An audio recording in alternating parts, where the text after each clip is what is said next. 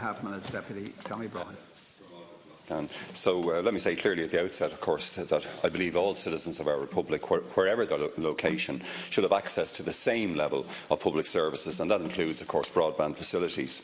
Clearly, of course, as we've heard earlier, if the Éireann-Fianna Fáil government hadn't privatised Eircom 20 years ago, in 1999, there would have been a statewide rollout of internet infrastructure, probably complete by now, at least up to reasonable speeds. And we have to remember, of course, that the national electricity grid, it was only completed around 1964, though ESB was founded, I think, Minister, wasn't it, around 1929. So Fianna Fáil, with this then strong support, I think, of Ministers Harney, McDowell and Fine Gael, effectively got us into the present mess.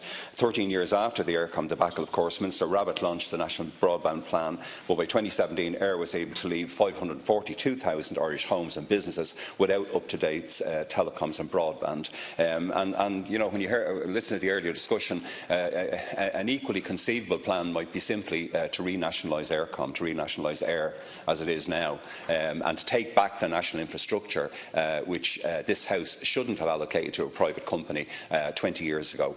Of course, we had the further debacle with the resignation of Deputy Denis Naughton as Minister, which we discussed in this House last year. And as a result, I strongly believe now, Minister, that we shouldn't proceed on that fact alone of the forced resignation of Minister Naughton and all that, you know, at that particular time. We shouldn't proceed with the Granahan McCourt consortium. In fact, it's outrageous that you're proposing that we should. And we learned today that the expected cost, of course, should we proceed, is now €5 billion, with the implication that the state itself, and we don't know because you haven't told us, is committed to at least 60% of this cost. So you'll have those 400 million per annum all the way up through the 2020s, you know, coming in year after year after year. And the incredible result, of course, is that in 2028, or perhaps by 2043, the Irish people whom we represent won't own a single pole, won't own a single fibre optic line of that network. The Department of Public Expenditure Reform's observations, of course, on the National Broadband Plan, which you've all read, has to be said, are truly shocking and unprecedented. I know you referred to second-level education minister yesterday, but you know, I don't think it's a comparable situation. We were going to move on to second level at some stage. We should have moved on to it in the late 1940s, like the English did, and like Northern Ireland did, but we didn't, because of the influence of Fine Gael on this government at that particular time. But Secretary-General Watt, I think, and as officials, whose job it is to critically evaluate all budgetary expenditure proposals, and many of us have been very critical of the department and its management meetings and so on in relation to the National Children's Hospital, they are now, I believe, discharging their responsibilities, and they're clearly recommending against proceeding with this plan, which they say totally lacks credibility.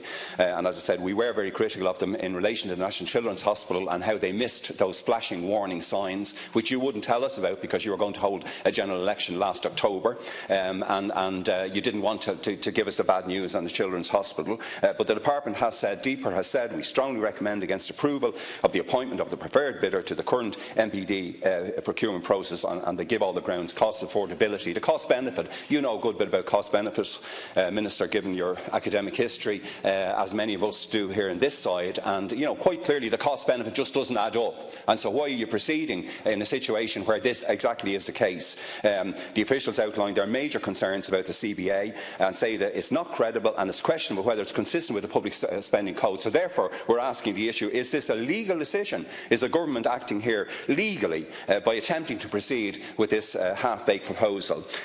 Deputy Sean Fleming, a deputy whom I respect on his work in the past, is the chairperson of our PAC. He outlines in an article this morning, which I support, that in the Irish Times, the reasons why, as chairman of the Public Accounts Committee, he believes we shouldn't proceed. He gives alternatives, Minister, as well as the, I think, very good alternative which DPER itself has proposed. I also think there's a heavy responsibility now, on Deputy Brophy and all the other members of the Budgetary Oversight Committee, which includes myself and Deputy Boyd Barrett.